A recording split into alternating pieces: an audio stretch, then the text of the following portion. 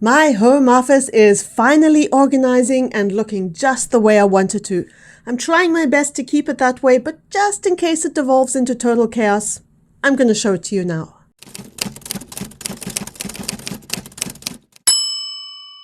Getting my home office sorted out has been a journey. One of the challenges is that I'm not really good at organization. Any space that I occupy has a tendency to accumulate clutter. Another challenge is that I have a small space to work with. I don't have an actual enclosed office. I have part of a room that is also used for other purposes. When the pandemic started, things got a little chaotic because now I needed a space where I could work, but where I could also supervise my son as he did online school. My son is autistic and needs the occasional prompt to participate in his classes and do the work. So he had to be beside me, which meant my small space now had to be shared. It took some time and some thinking outside the box and help from my fantastic family, but we did it.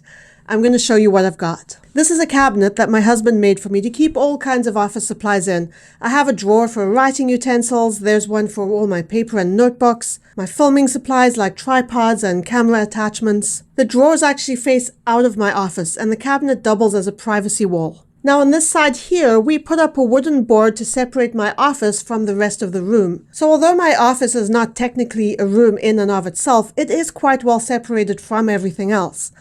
On the back side of the cabinet, I have a corkboard.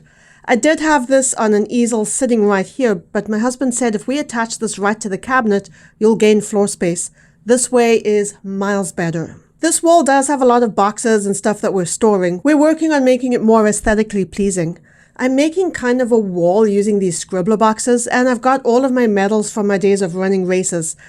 Still trying to figure out a cool way of displaying them, but they'll probably go somewhere around here. Over here we have my son's work area. He is going to school in person again, but we've kept this space for him just in case they go remote again.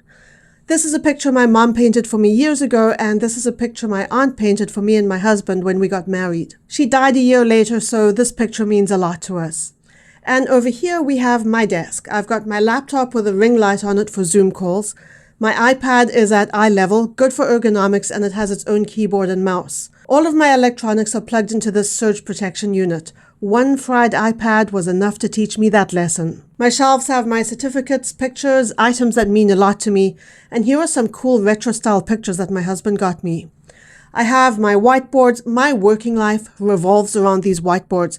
If you guys want, I can make a video showing you how I use whiteboards to keep my work organized. Let me know in the comments. This whiteboard can slide out and be placed over here. I usually do that when I'm in a Zoom call and don't want the kids wandering in. I have a really nice ergonomic chair. Just about everything on it is adjustable, so I can be completely comfortable while I work. Ergonomics people, pay attention to your ergonomics. I'll do a video about it someday, but it's important for your comfort, your productivity, and your physical well-being. And finally, my bookshelf. I love this bookshelf. My husband and younger son made it for me one night after I'd gone to bed. I woke up the next morning and walked into my office to see this shelf. It was such a nice surprise. I've got the books I want to keep at my desk, some things I use frequently like this tripod and this whiteboard. Yes, another whiteboard. So that's my working area, not 100% complete, but pretty much there. I wanted to show you this to demonstrate what you can do if you spend a lot of time writing or you're working from home and you don't have a lot of space to work with. Thanks for watching. If you are a writer or want to be a writer or you want to improve your writing skills, subscribe. I'll see you in the next video.